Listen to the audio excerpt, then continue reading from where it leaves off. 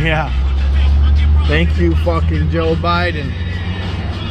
Let's go, Brandon. Seriously. That is where we're at right now, man. Come on. We are there. We are at $6 a gallon, man. It's insanity what we're going through here in Los Angeles. And it's going to get worse. And this jackass came on a State of the Union. What did he say? We're having the best economy, man. They just lied to your face. And some of these suckers, I'm not going to name, their political affiliations, but these suckers buy into this shit and they keep voting for the same people over and over and over. I do believe, though, that a lot of these people are waking up and they're finally going to be not voting for Democrats or the Rhino Republicans either, too, because you got to watch out. There's a lot of them. We know the election was ripped off in 2020.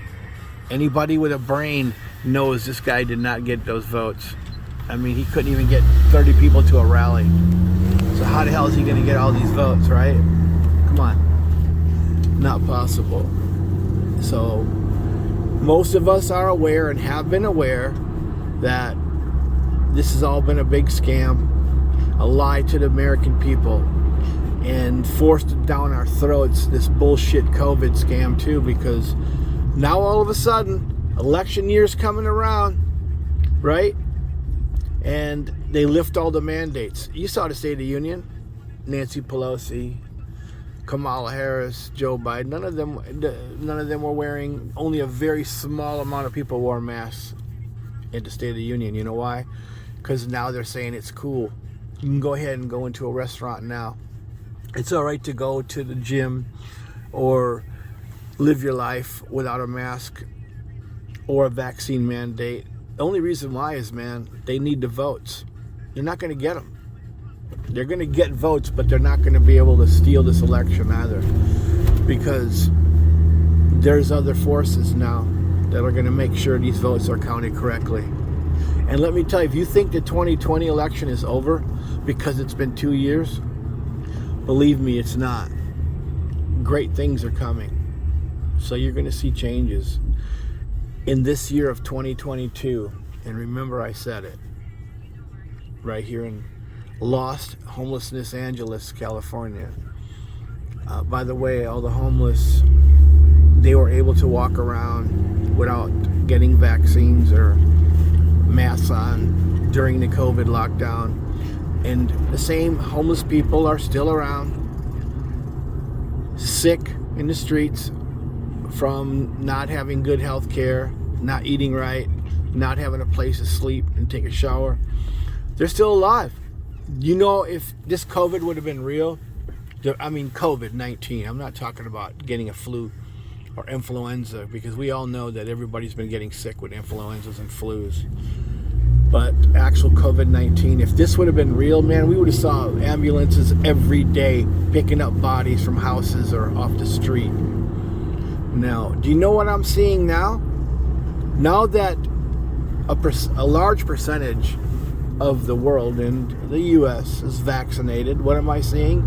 I'm seeing a lot of vaccine injuries, man. People are getting sick. People are getting heart attacks. People are getting blood clots.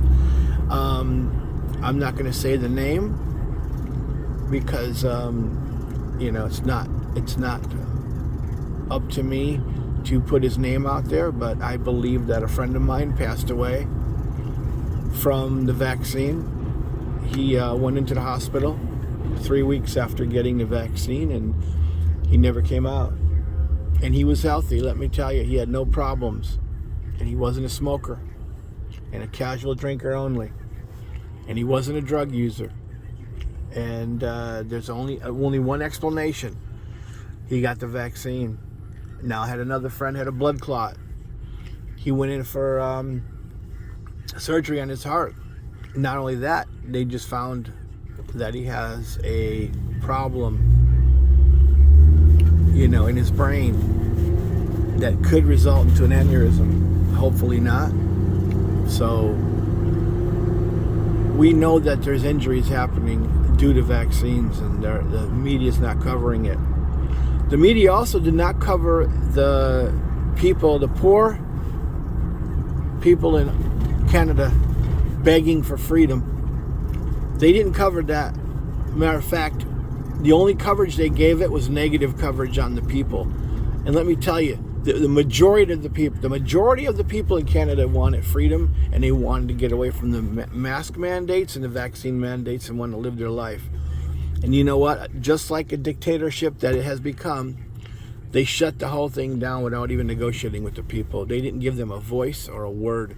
And the media, our media, painted them out to be racist, nationalist, complete white supremacists, and that's not even true. They're not covering the truckers' convoy that's going on throughout the United States right now. The media is only covering Ukraine 24/7, and let me tell you, that's a whole nother thing we'll get into on the next video, because that's a whole scam too, what's going on over there. We know that the Ukrainian government has been corrupt for a long time, and we also know a lot of politicians have been cashing in off of it, and a lot of family members and children are connected to the Ukraine government and energy companies making a lot of money. So they're clean. To me, the Ukrainian situation is a cleanup job, and let it get cleaned up. Let the white hats take control of that. We don't want to go into a new world order, and that's a whole nother video I'm not going to get into either. But right now we're talking about inflation, gas prices, and what grocery prices going way up. Those are the things we need to talk about right now. We need to address them, because this is only going to get worse. And if everybody keep putting their head in the sand and doing nothing, standing by, allowing this shit, it's going to continue. You got to stand up, man. You can't back up these people. You can't back up these large chains. You got to just, you got to fight. You got to fight for our freedom now. It's time. There's a hell of a lot more of us than there are them. And it's either we do something or we stand back and continue to go further down the rabbit hole. It's insane. And I pray to God that we get through this every day. But we need more people to stand up and be brave and not walk around with their tail between their legs. Because I know there are people that want to speak out, but they're afraid to. Well, let me tell you something. You may be afraid now, but what are you going to do when it's too late? And you're going to wish you spoke up. And you wish you stood your ground. Then what are you going to do then, when it's too late? Think about that.